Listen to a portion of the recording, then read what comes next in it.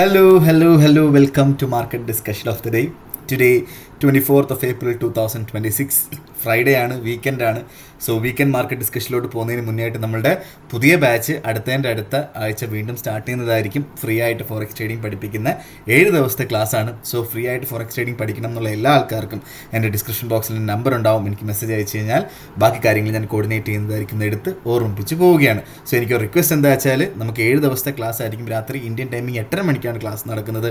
ആ ഒരു സമയത്ത് ഫ്രീ ആയിട്ടുള്ള ആൾക്കാർ മാത്രം മെസ്സേജ് അയക്കുക. Okay, so coming to market discussion, coming to fundamental side. So നമുക്ക് ഇന്നലെ വൈകുന്നേരം 6 മണിക്ക് ഇനിഷ്യൽ ജോബ്ലെസ് ക്ലെയിമിൻ്റെ ന്യൂസ് ഉണ്ടായിരുന്നു പറഞ്ഞിട്ടുണ്ടായിരുന്നു അല്ലേ. സോ ഇനിഷ്യൽ ജോബ്ലെസ് ക്ലെയിമിൻ്റെ ന്യൂസ് നമ്മൾ നോക്കിക്കഴിഞ്ഞാൽ, അൺഎംപ്ലോയ്മെൻറ്റ് ക്ലെയിംസ് ന്യൂസ് നോക്കിക്കഴിഞ്ഞാൽ നമുക്ക് ഓൾമോസ്റ്റ് പ്രീവിയസ് ഡേറ്റ വന്നിട്ട് 208K ആയിരുന്നു. ഈ വട്ടം നമുക്ക് 214K.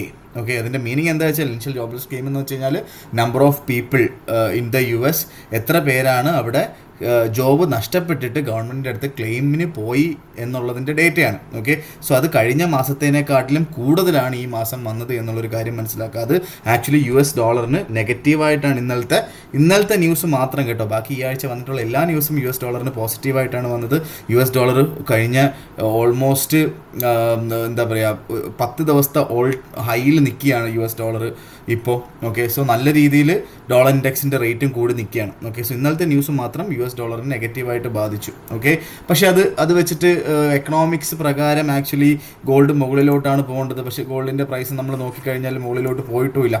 ഓക്കെ, 4735 നിൽക്കുകയാണ്. ഓക്കെ, സോ ഈ ന്യൂസ് വന്ന സമയത്ത് 4730 ആ ഒരു സമയത്ത് ജസ്റ്റ് ഒരു സ്പൈക്ക് കാണിച്ചപ്പോൾ നമ്മൾ ട്രേഡിംഗ് വ്യൂവിൽ ചാർട്ട് എടുത്ത് നോക്കിക്കഴിഞ്ഞാൽ ആ ഒരു പർട്ടിക്കുലർ ടൈമിൽ നമുക്കൊരു എന്താ പറയുക, ഇപ്പോൾ ഇന്നലെ നമുക്കൊരു 6 മണിക്കുള്ള സമയത്ത് മാത്രം ചെറിയൊരു സ്പൈക്ക് കാണിച്ചിട്ടുണ്ട് എന്നല്ലാതെ ഓൾമോസ്റ്റ് 4740 നിന്നിട്ട് ഈ ന്യൂസ് വന്ന സമയത്ത് താഴോട്ടാണ് പോയത്.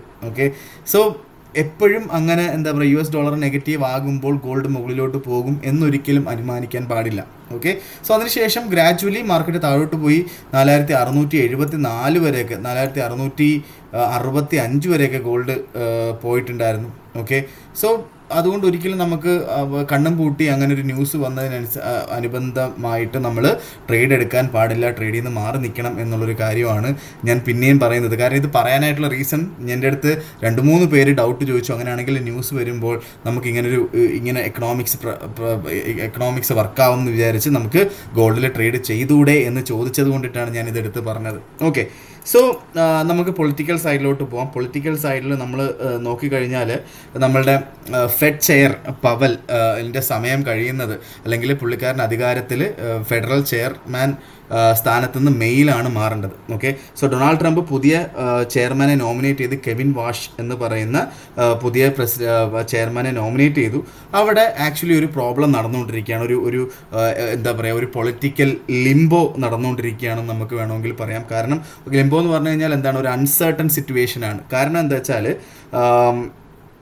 ഡൊണാൾഡ് ട്രംപ് ഇപ്പോൾ എന്താ പറയുക, കെവിൻ വാഷിനെ എന്താ പറയുക നമ്മുടെ പുതിയ നോമിനിയാക്കി കൊണ്ടുവന്നു. ഓക്കെ, പക്ഷേ അവിടെ വോട്ട് എടുത്തിട്ടാണ്, സെനറ്റ് വോട്ട് എടുത്തിട്ടാണ് പുള്ളിക്കാരൻ വേണമോ വേണ്ടയോ എന്നുള്ളൊരു കാര്യം തീരുമാനിക്കുന്നത്. ഓക്കെ, സോ ഈ വോട്ട് എടുക്കുന്ന ഈ സെനറ്റിൽ 13 മെമ്പേഴ്സ് വന്നിട്ട് റിപ്പബ്ലിക്കൻസും 11 മെമ്പേഴ്സ് ഡെമോക്രാറ്റ്സുമാണ്. ഓക്കെ, സോ ബേസിക്കലി ഈ 13 മെമ്പേഴ്സ് റിപ്പബ്ലിക്കൻസിൻ്റെ വോട്ട് മതി കെവിൻ വാഷിന് ചെയർമാൻ ആവാനായിട്ട്. പക്ഷേ ഇതിലൊരാൾ, ഈ 13 റിപ്പബ്ലിക്കൻസിനകത്ത് ഒരാൾ, പുള്ളിയുടെ പേര് ടോം ടിൽസ് എന്നാണ്. അപ്പോൾ പുള്ളിക്കാരൻ വോട്ട് ചെയ്യത്തില്ല എന്നാണ് പറഞ്ഞിരിക്കുന്നത്. കാരണം എന്താ വെച്ചാൽ, കഴിഞ്ഞ എന്താ പറയുക നമ്മുടെ ജെറോം പവലിനെതിരെ കൊടുത്തിട്ടുള്ള കേസ്, ഓക്കെ, ഇൻവെസ്റ്റിഗേഷൻ പിൻവലിക്കാതെ പുള്ളിക്കാരൻ വോട്ട് ചെയ്യത്തില്ല എന്നുള്ളൊരു കാര്യമാണ് പറഞ്ഞിട്ടുള്ളത്. ഓക്കെ, സോ അതുകൊണ്ടിട്ട് തന്നെ അവിടെ ഒരു അൺസർട്ടൺ സിറ്റുവേഷനാണ്. അതുകൊണ്ടിട്ട് തന്നെ 12-12 എന്നുള്ളൊരു വോട്ട് വന്നാൽ അവിടെ ഒരു ടൈ ആയി മാറും.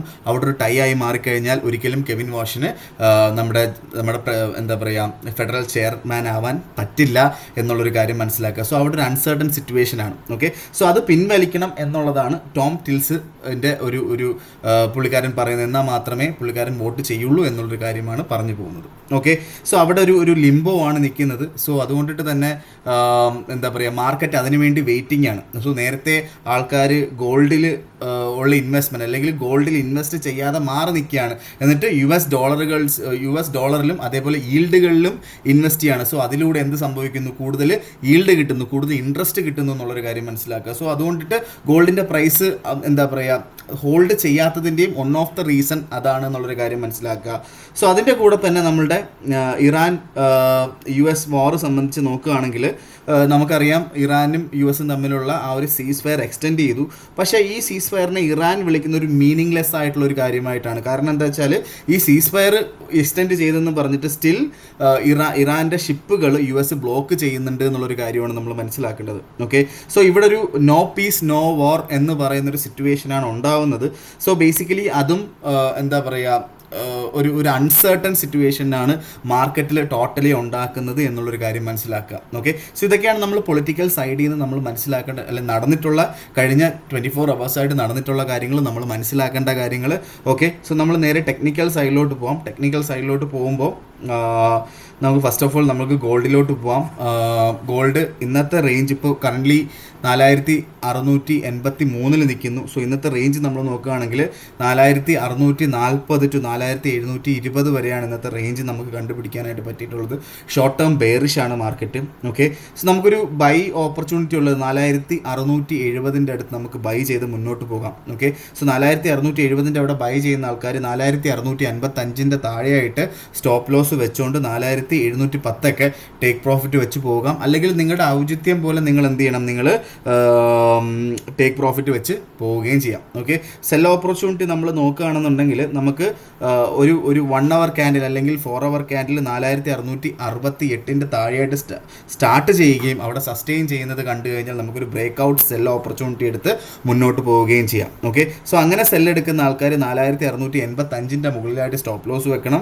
ടേക്ക് പ്രോഫിറ്റ് 4640 വെച്ച് പോവുകയും ചെയ്യണം. ഓക്കെ, ഇതാണ് എനിക്ക് ഗോൾഡിൽ ഇന്ന് പറഞ്ഞു തരാനായിട്ടുള്ള ഓപ്പർച്യൂണിറ്റി എന്ന് പറഞ്ഞു കഴിഞ്ഞാൽ.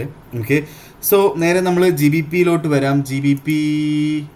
GBP USDയിൽ ഇപ്പോൾ ഇന്ന് കറൻ്റ്ലി വളരെ ഇമ്പോർട്ടൻ്റ് ആയിട്ടുള്ളൊരു ന്യൂസ് നടക്കുകയാണ്. ഓക്കെ, സോ ന്യൂസ് ഓൾറെഡി വന്നിട്ടുണ്ടാവും. ഇന്നത്തെ ന്യൂസ് നമുക്ക് 11:30 മണി ഇന്ത്യൻ ടൈമിൽ റീറ്റെയിൽ സെയിൽസിൻ്റെ ന്യൂസ് വരുന്നുണ്ടായിരുന്നു. ആക്ച്വലി നല്ല ന്യൂസാണ് GBPയിൽ വന്നിട്ടുള്ളത്. -0.6% ആയിരുന്നു കഴിഞ്ഞ വട്ടം ന്യൂസ് ഉണ്ടായത്. സോ ഈ വട്ടം 0.7% റീറ്റെയിൽ സെയിൽസ് നല്ല രീതിയിൽ കൂടി എന്നുള്ളത് GBP ഇന്ന് മുകളിലോട്ട് കൊണ്ടുപോകാനായിട്ടുള്ള അറ്റ്ലീസ്റ്റ് നല്ലൊരു മൂവ്മെൻറ്റ് ഇന്ന് ഉണ്ടാകാനായിട്ടുള്ള ഒരു ന്യൂസാണ് ആക്ച്വലി GBP USD ഉണ്ടായിട്ടുള്ളത്. ഓക്കെ, സോ GBP USDയുടെ കറണ്ട് പ്രൈസ് നമ്മൾ നോക്കുകയാണെങ്കിൽ 1.34660 നിൽക്കുന്നു. ഓക്കെ, നമുക്കറിയാം ഇന്നലെ നമുക്ക് ഇന്ന് താഴെ വന്നപ്പോൾ 1.34532 വരെ മാർക്കറ്റ് താഴോട്ട് വന്നിട്ടുണ്ട്. ഓക്കെ, അപ്പോൾ ഇന്ന് ഒരു ന്യൂട്രൽ ടു ബെയർ സിറ്റുവേഷനാണ് മാർക്കറ്റ്. ഒരു സെൽ ഓപ്പർച്യൂണിറ്റിയെക്കുറിച്ച് ഇന്നത്തെ ന്യൂസ് ഉണ്ട്. ഈ ന്യൂസിൻ്റെ ശേഷം, അതായത് 1 മണിക്കൂറിന് ശേഷം മാത്രമേ നമ്മൾ ട്രേഡ് ചെയ്യാൻ പാടുള്ളൂ. അല്ലെങ്കിൽ അതായത് 1-2 മണിക്കൂർ വെയിറ്റ് ചെയ്തിട്ട് മാത്രം ഡിസിഷൻസ് എടുക്കുക. സോ നമ്മൾ ടെക്നിക്കലി GBP സെൽ സൈഡിലാണ് നിൽക്കേണ്ടത്. ഓക്കെ, സോ അതിൽ നല്ലൊരു ഓപ്പർച്യൂണിറ്റി 1.3500 അവിടുന്ന് സെല് ചെയ്തുകൊണ്ട് സ്റ്റാർട്ട് ചെയ്യാം. സോ 1.3500 അവിടുന്ന് സെല് ചെയ്തുകൊണ്ട് സ്റ്റാർട്ട് ചെയ്യുന്ന ആൾക്കാർ 1.3520 മുകളിലായിട്ടൊക്കെ ടൈറ്റായിട്ട് സ്റ്റോപ്പ് ലോസ് വെച്ചുകൊണ്ട് ടേക്ക് പ്രോഫിറ്റ് 1.3420 നമുക്ക് ടേക്ക് പ്രോഫിറ്റും വെച്ച് പോകാം. Okay, so buy opportunity clear ആയിട്ട് 1.3520 മുകളിലായിട്ട് 1 hour ക്യാൻഡിൽ സസ്റ്റെയിൻ ചെയ്യുന്നത് കണ്ടാൽ മാത്രമേ ഒരു ബ്രേക്ക് ഔട്ട് ബൈ ഓപ്പർച്യൂണിറ്റി അവിടെ ഉള്ളൂ എന്നുള്ളൊരു കാര്യം കൂടെ മനസ്സിലാക്കുക. ഇല്ലാത്ത പക്ഷം നമുക്ക് സെൽ സൈഡിൽ തന്നെ നിൽക്കേണ്ടി വരും മാർക്കറ്റിൽ എന്നുള്ളൊരു കാര്യം കൂടെ ഞാൻ എടുത്ത് ഓർമ്മിപ്പിച്ച് പോവുകയാണ്. ഓക്കെ, സോ നേരെ നമ്മൾ യൂറോ USDയിലോട്ട് വരാം. യൂറോ USD ഇപ്പോൾ കറൻ്റ്ലി ട്രേഡ് ചെയ്തുകൊണ്ടിരിക്കുന്നത് യൂറോ USD നമ്മൾ നോക്കുകയാണെങ്കിൽ, ഓക്കെ, സോ യൂറോ USD ഇപ്പോൾ കറൻ്റ്ലി ഇന്നത്തെ റേഞ്ച് നമ്മൾ നോക്കുകയാണെങ്കിൽ 1.1640 to 1.1710 ആണ്. 1.1680 മാർക്കറ്റ് നിൽക്കുന്നു. നമ്മൾ ഇന്നലെയും പറഞ്ഞിട്ടുണ്ടായിരുന്നു 1.1690 താഴെയായിട്ട് മാർക്കറ്റ് സസ്റ്റെയിൻ ചെയ്യുന്നത് കണ്ടാൽ അവിടുന്ന് സെല്ല് ചെയ്തുകൊണ്ട് സ്റ്റാർട്ട് ചെയ്യാം. ഓക്കെ, സോ മാർക്കറ്റ് ഓൾമോസ്റ്റ് ഒരു 4 ക്യാൻഡിലായിട്ട് 1.1690 താഴെ തന്നെയാണ്. അതുകൊണ്ടിട്ട് തന്നെ ബെയറിഷ് ആണ്. സോ 1.1695 റേഞ്ചിലോട്ടൊക്കെ നമുക്ക് കിട്ടിക്കഴിഞ്ഞാൽ വീണ്ടും നമുക്ക് സെല് ചെയ്തുകൊണ്ട് സ്റ്റാർട്ട് ചെയ്യാം. ടോപ്പ് ലോസ് 1.1725, ടേക്ക് പ്രോഫിറ്റ് നമുക്ക് 1.1645 ഒക്കെ നമുക്ക് ടേക്ക് പ്രോഫിറ്റ് വെച്ച് പോവുകയും ചെയ്യാം. ഓക്കെ, ബൈ ഓപ്പർച്യൂണിറ്റിയെക്കുറിച്ച് ഞാൻ എടുത്ത് പറയുന്നില്ല യൂറോയിൽ. തൽക്കാലം നമുക്ക് സെല്ലിൽ മാത്രം നിൽക്കാം. ബൈ ഓപ്പർച്യൂണിറ്റി എടുക്കണ്ട എന്നുള്ളതാണ് എൻ്റെ ഒരു ഒപ്പീനിയൻ എന്ന് പറഞ്ഞു കഴിഞ്ഞാൽ. ഓക്കെ, സോ നമുക്ക് USD/JPY വരാം. USD/JPY വരാം. USD/JPY ഇപ്പോൾ 159.736 നിൽക്കുന്നു. ഓക്കെ, നമുക്ക് ഇന്ന് ബേസിക്കലി മാർക്കറ്റ് ബുള്ളിഷാണ്. മാർക്കറ്റ് നമുക്ക് എന്താ പറയുക, ബ്രേക്ക് ഔട്ട് 160.10 മുകളിലായിട്ട് മാർക്കറ്റ് സസ്റ്റെയിൻ ചെയ്ത് കണ്ടാൽ അത് ബ്രേക്ക് ഔട്ടാണ്. അത് ബ്രേക്ക് ഔട്ട് എന്ന് പറഞ്ഞു കഴിഞ്ഞാൽ ആ ബ്രേക്ക് ഔട്ട് വന്നു കഴിഞ്ഞാൽ ഓൾ ടൈം ഹൈ ആണ്. 2000-ന് ശേഷമുള്ള ഓൾ ടൈം ഹൈ ആണ് മാർക്കറ്റ് പോകാൻ പോകുന്നത്. 162 പോകാനുള്ള എല്ലാ പോസിബിലിറ്റി ഉണ്ട്. ഓക്കെ, അത് 160.1 പറയുന്ന ആ ഒരു റെസിസ്റ്റൻസ് ബ്രേക്ക് ചെയ്ത് മുകളിലോട്ട് പോയാൽ മാത്രമേ അത് സംഭവിക്കുകയുള്ളൂ കേട്ടോ. സോ അങ്ങനെ സംഭവിച്ചാൽ നമുക്ക് 160.10 അവിടുന്ന് ബൈ ചെയ്ത് മുന്നോട്ട് പോകാം. സ്റ്റോപ്പ് ലോസ് 159.60 താഴെ സ്റ്റോപ്പ് ലോസ് വെക്കാം. ടേക്ക് പ്രോഫിറ്റ് നമുക്ക് 160.90 ഒക്കെ ടേക്ക് പ്രോഫിറ്റ് വെച്ച് പോവുകയും ചെയ്യാം. ഓക്കെ, സോ നേരെ മറിച്ച് നമുക്ക് വേണമെങ്കിൽ 160 താഴെയായിട്ട് തന്നെ മാർക്കറ്റ് ഇന്ന് സസ്റ്റെയിൻ ചെയ്യുകയും തിങ്കളാഴ്ച രാവിലെ 160 താഴെയാണെങ്കിൽ 160 അവിടുന്ന് സെല്ല് ചെയ്തുകൊണ്ട് സ്റ്റാർട്ട് ചെയ്യാം. സ്റ്റോപ്പ് ലോസ് 160.40 മുകളിൽ സ്റ്റോപ്പ് ലോസ് വെച്ചുകൊണ്ട് സെല്ല് ചെയ്തുകൊണ്ട് സ്റ്റാർട്ട് ചെയ്യുന്നതും തെറ്റില്ലാത്ത കാര്യമാണ്. നമ്മൾ ഓർത്തിരിക്കേണ്ട കാര്യം എന്താ വെച്ചാൽ USD/JPY നമ്മൾ സെല്ല് ചെയ്താൽ അത് എന്താണ്, അത് നമ്മുടെ ട്രെൻഡിന് എഗെയിൻസ്റ്റ് ആയിട്ടാണ് നമ്മൾ സെല്ല് ചെയ്യുന്നത് എന്നുള്ളൊരു കാര്യം മനസ്സിലാക്കി വേണം ചെയ്യാനായിട്ട്. അങ്ങനെ ചെയ്യുമ്പോൾ അതുകൊണ്ടിട്ട് തന്നെ ചെറിയ ലോട്ട് സൈസ് എടുത്ത് ചെയ്യുക എന്നുള്ളതാണ് എൻ്റെ ഒപ്പീനിയൻ. ഓക്കെ, സോ ഇതൊക്കെയാണ് എനിക്ക് ആക്ച്വലി ഇന്നത്തെ മാർക്കറ്റ് ഡിസ്കഷനിൽ പറഞ്ഞു പോകാനായിട്ടുള്ള മെയിനായിട്ടുള്ള കാര്യങ്ങൾ. വളരെ ഇമ്പോർട്ടൻ്റ് ആയിട്ട് ഈ വീക്കെൻഡ് നമ്മൾ നോക്കണം. വീക്കെൻഡിൽ പൊസിഷൻസ് ഹോൾഡ് ചെയ്യാതിരിക്കുക. ഈ ഒരു വാറിൻ്റെ സമയത്ത് എന്ത് വേണമെങ്കിലും സംഭവിക്കാം. വീക്കെൻഡ്സിലാണല്ലോ ഓരോ ന്യൂസുകളൊക്കെ എവിടെന്നെങ്കിലുമൊക്കെ പൊട്ടിപ്പുറപ്പെട്ട് വരുന്നത്. അപ്പം ഗ്യാപ്പ് അപ്പും ഗ്യാപ്പ് ഡൗണും ഒക്കെ ഉണ്ടാവും. നിങ്ങളുടെ സ്റ്റോപ്പ് ലോസ് ഹിറ്റ് ആവണം എന്നില്ല.